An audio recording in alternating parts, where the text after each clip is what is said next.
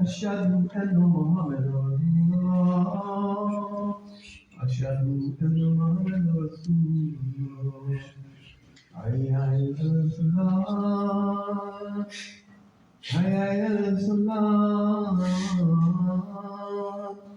حي على الصلاة حي على الصلاة الله أكبر الله أكبر لا إله إلا الله.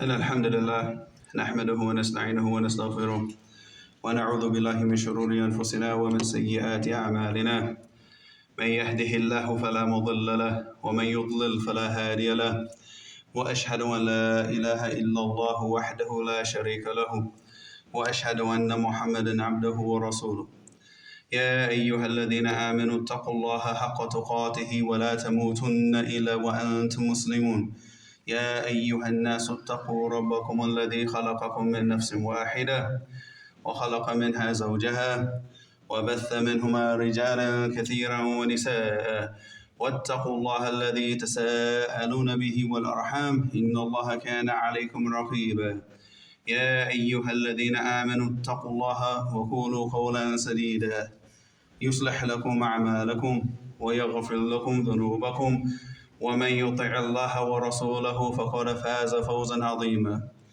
أما بعد فإن أصدق الحديث كتاب الله وخير الهدي هدي محمد صلى الله عليه وسلم وشر الأمور محدثاتها وكل محدثة بدعة وكل بدعة ضلالة وكل ضلالة في النار ثم أما بعد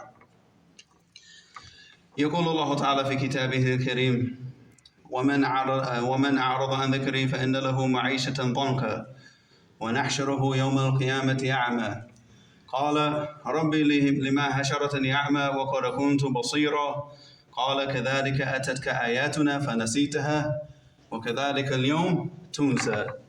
So here Allah subhanahu wa ta'ala, He said in the Quran, He said, whoever turns away and goes away from the remembrance of his Lord. And the remembrance of the Lord is not just simply sitting down and saying subhanallah, subhanallah. When He's talking about dhikr here, He's talking about the deen in its entirety. Because everything from this deen is from the dhikr. The Quran, the sunnah, and all the righteous actions. So whoever turns away from this and turns his back on this and he pays no attention to this, and the majority of the people, they do this because they're getting involved with the dunya, and they get involved with their desires, they're getting involved with sins, and they're getting involved with things that have nothing to do with this deen. So He said, whoever does that, whoever turns his back on this, on the remembrance of Allah subhanahu wa ta'ala, فَإِنَّ لَهُ مَعِيشَةً ضَنْكَ, that he will have a very, very restricted life. He'll live a life of depression. He'll live a life of problems, of the dunya is going to keep him busy, and then what he does is he finds, because he didn't put any importance on the remembrance of Allah subhanahu wa ta'ala and going back to the deen of Allah, that now he finds that he can't even make time for this even if he wanted to. That he becomes too busy with the life of this world and too busy with small insignificant problems that he forgets the next life and what he needs to be really preparing for, which is his death and standing in front of Allah subhanahu wa ta'ala on the day of judgment. So this is that ma'ishatan dhanka. So he has restricted, and even in his chest. So even when you come and you try to advise him and you try to tell him like this is the truth, because of that restriction in his chest, that narrowness in his chest, he can't accept it. He can't listen to it. He finds heaviness. He finds heaviness when he tries to read the Quran. He finds heaviness when he tries to pray in the masjid. He finds heaviness when he tries to do any type of worship of Allah subhanahu wa ta'ala. Allahumma musta'an. May Allah protect us. He said, فَإِنَّ لَهُ مَعِيشَةً ضَنْكَ وَنَحْشُرُهُ يَوْمَ الْقِيَامَةِ أَعْمَى. And just like how he turned his back on the remembrance of Allah subhanahu wa ta'ala in this life, Allah subhanahu wa ta'ala raises him up on the day of judgment blind. And he said, Rabbi, لِمَا حَشَرَتَنِي أَعْمَى وَقَدْ كُنْتُ بَصِيرًا. He said, oh my Lord, how have you raised me up on the day of judgment blind? But in this life, in the life of this world, I basira, I could see, I had vision. But he was raised up blind. He said, كَذَلِكَ أَتَتْكَ آيَاتُنَا. And just like this, our signs came to you. فَنَسِيتَهَا, and you forgot them. You were heedless. This nisyan is a tarak. It means that he because of his heedlessness, he just left them. He left off the signs of Allah subhanahu wa ta'ala, left off following Allah subhanahu wa ta'ala, following the book of Allah and following the sunnah of his messenger, left off the obedience. And when he said, وَكَذَلِكَ الْيَوْمِ تُنْسَى, and on this day, just like you left off the signs in the dunya, today you'll be left. And you'll be left, and you'll be left off from the mercy of Allah subhanahu wa ta'ala and the forgiveness of Allah subhanahu wa ta'ala. So this is something that we need to be very, very, very careful of. Because we get caught up in the dunya, we get caught up in the life of this world. We get caught up in these problems that we give so much significance to, but they're so insignificant. They go by problem after problem after problem, but you're still not even dealing with the major issue that you need to be focusing on. It's returning back to the remembrance of Allah subhanahu wa ta'ala, returning back to the preparation for the next life. But we don't do that. We live our life in this heedless nature, where we're no longer concerned. And then when somebody tries to advise you and tries to, because they care for you and they see that you're not going on the straight path, you can't listen. You can't focus. Your heart is so like putrid, and you got so much talawuth and pollution in your heart that this advice it doesn't even penetrate the heart, and the remembrance doesn't penetrate the heart. Allahumma musta'an. I mean, imagine that we sit down and we read the Quran, and the Quran alone should be enough for us to change our lives. But then how many people go day after day after day after day and they don't even pick the mushaf up? This is heedlessness. This is turning your back on the remembrance of Allah subhanahu wa ta'ala. How many days do you go day after day after day? You don't pray in the masjid. You don't read anything from the sunnah. You're not doing anything. Day after day after the day. You sit back and you try to ask yourself, what's something that I have learned new about my religion that I can worship Allah subhanahu wa ta'ala? What's something that I've learned that I can use to get closer to Allah subhanahu wa ta'ala? And you realize nothing. That's the i'rad. This is turning your back on the deen. This is going away, and this is the heedlessness. وَكَذَلِكَ الْيَوْمِ تُنْسَى. And just like that, just like how you were forgetful in this life, you were forgetful and you paid no attention to the remembrance of Allah, on the day of judgment, you will also be forgotten. Allah subhanahu wa ta'ala also mentioned another punishment for the people to turn their back on the remembrance, on his remembrance. He said, ومن أظلم ممن ذكر بآيات ربه فأعرض عنها ونسي ما قدمت يداه إن جعلنا على قلوبهم أكنة أن يفقهوه وفي آذانهم وقرا وإن تدعوهم إلى الهدى فلن يهتدوا إذا أبدا. So here Allah subhanahu wa ta'ala mentioned, he said, who is more oppressive? Oppression. Now, now everybody wants to talk about oppression nowadays, right? Because people aren't getting their rights. And Allah subhanahu wa ta'ala is telling you the most, like after shirk, obviously, because shirk is the biggest oppression. But then he said, who is more oppressive than the person who is reminded of the signs of Allah subhanahu wa ta'ala? فَأَعْرَضَ عَنْهَا. And he turned his back and went away from it.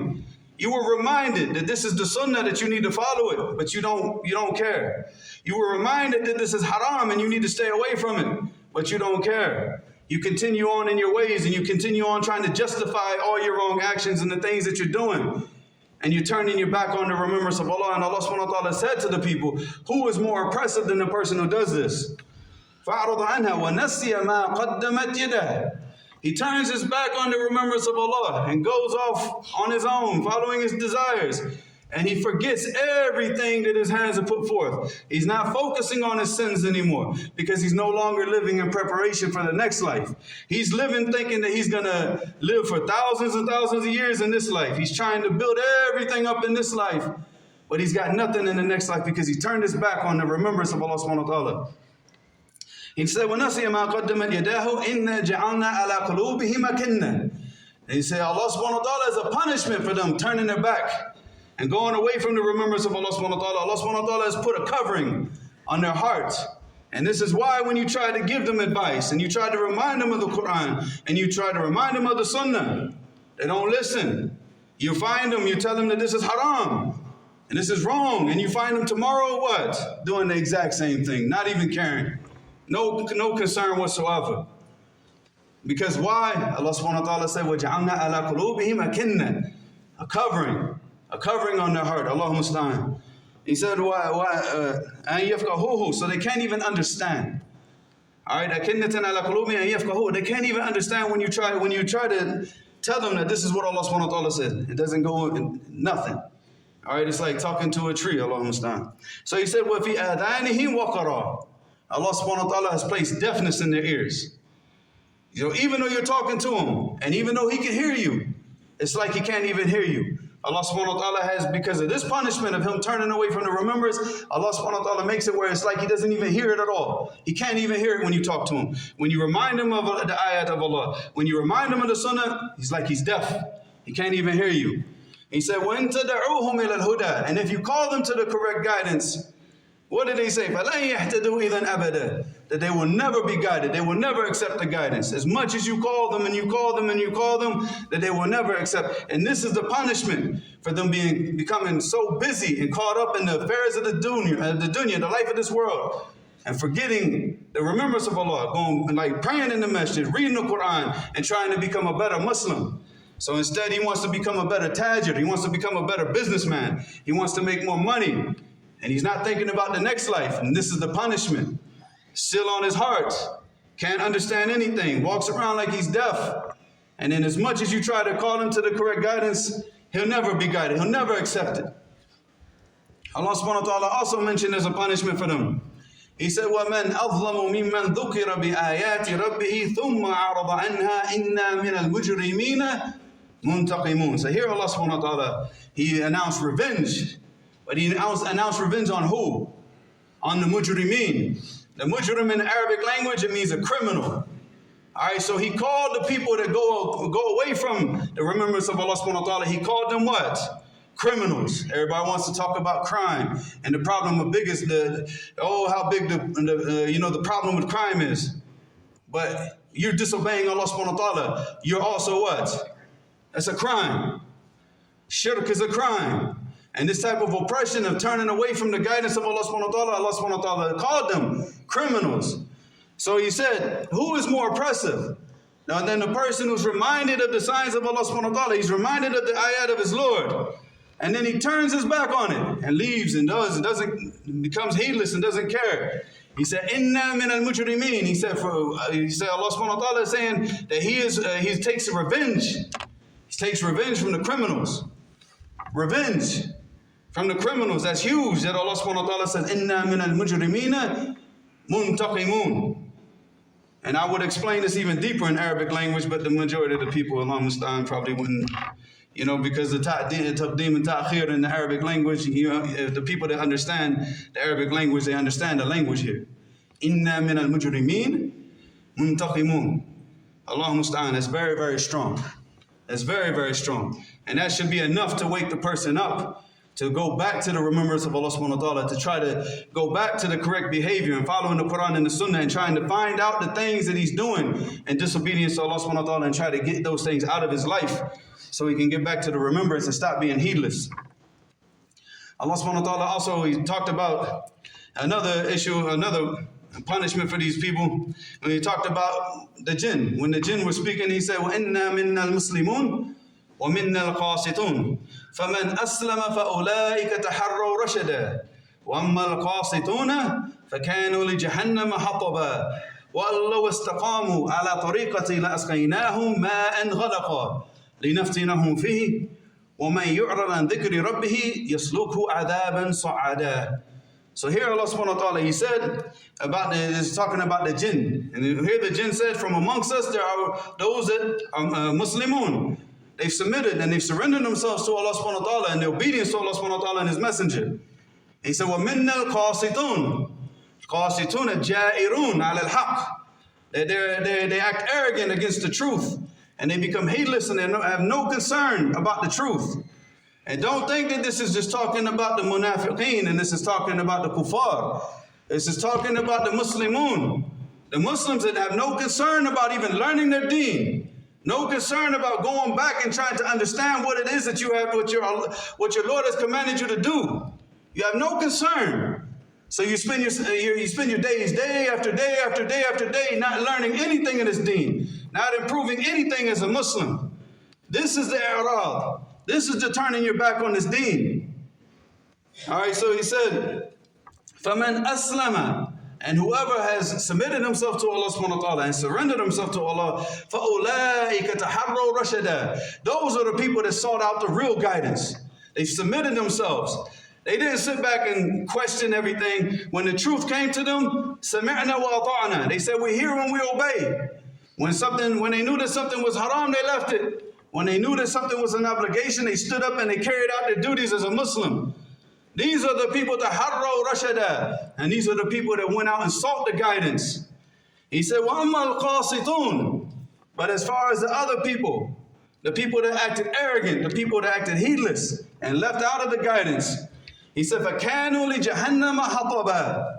That they are for the hellfire, they are like firewood for the hellfire.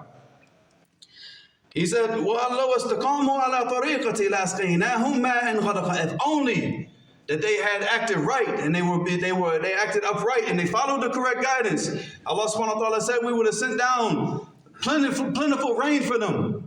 لِنَفْتِنَهُمْ فِيهِ. So that Allah subhanahu wa ta'ala could test them with this.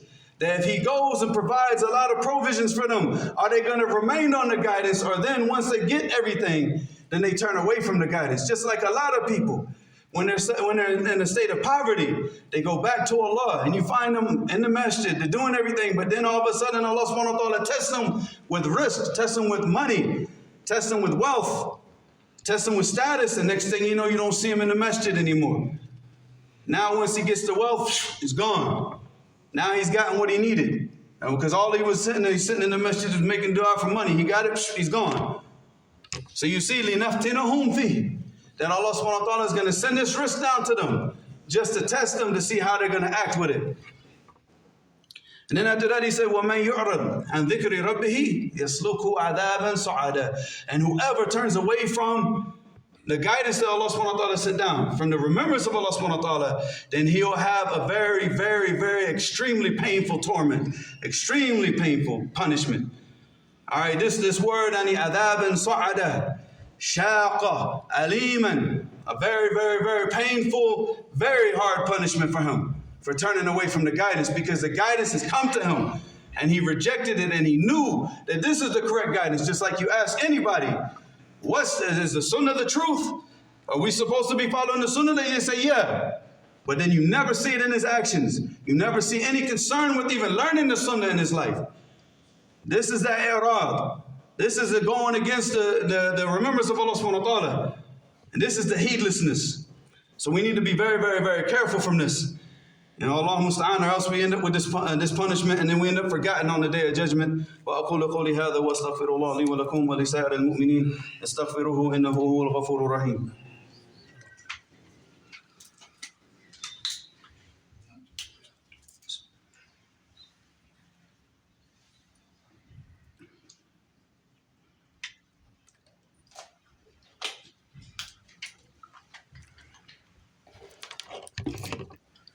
إن الحمد لله نحمده ونستعينه ونستغفره ونتوب إليه ونصلي ونسلم على أشرف الأنبياء والمرسلين محمد وعلى آله وصحبه أجمعين وبعد. يقول الله تعالى في كتابه الكريم: ومن يعش عن ذكر الرحمن نقيض له شيطانا فهو له قرين وأنهم ليصدونهم عن السبيل ويحسبون أنهم مهتدون. So here's another punishment for the person that goes against the remembrance of Allah subhanahu wa ta'ala and leaves out the obedience of Allah subhanahu wa ta'ala. Here Allah subhanahu wa ta'ala said, وَمَنْ يَعْشُ. Ya'shu, it means وَمَنْ يُعْرَض. That whoever goes out and turns his back on the remembrance of Ar-Rahman. Because here Allah subhanahu wa ta'ala mentioned وَمَنْ يَعْشُ عَنْ ذِكْرِ الرَّحْمَنِ. So you think now if he goes against the remembrance of Ar-Rahman, do you think that he's going to get the Ar-Rahman? Do you think that he's going to get the mercy? When he's gone against the remembrance of the merciful, and he's gone against the obedience of the merciful. So this goes to show you that he's left out of that. So he's no longer deserving of the mercy. Then he said, نُقَيِّضْ لَهُ شَيْطَانًا. He said once he turns his back on the remembrance and he becomes heedless, that Allah subhanahu wa ta'ala appoints a shaytan, a devil, whether it's a devil from the jinn or a devil from the humans, and he becomes his like qareen, he becomes his partner. And what does this devil do to him? Allah subhanahu wa ta'ala leaves him because he rejected the guidance. So Allah subhanahu wa ta'ala leaves him with the shaitan to sit there and just tell him to do everything in disobedience to Allah. And then it just pushes them further and further and further away from the remembrance of Allah subhanahu wa ta'ala and from the obedience of Allah subhanahu wa ta'ala. So he said, نُقَيِّدْ لَهُ شَيْطَانًا فَهُوَ لَهُ قَرِينٌ. Qareen. Everywhere he goes, the devil's with him. Pushing him and pushing him and pushing him to go against every command of Allah subhanahu wa ta'ala. He said, وَإِنَّهُمْ لَيَصُدُّونَ مَنَ السَّبِيلِ. And they block them from following the path of guidance. Every time that he starts to wake up, this devil, he comes to him and says what? No, come on. You can do that tomorrow.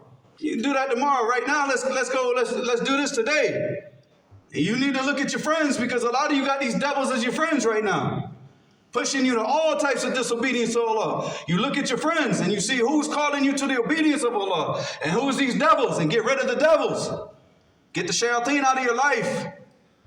Get the shaytan out of your life, because they're only pushing you to the hellfire. You think that they're going to help you on the day of judgment. You think that they're going to be there arguing on your behalf. He's going to be up on the day of judgment, nafsi, nafsi.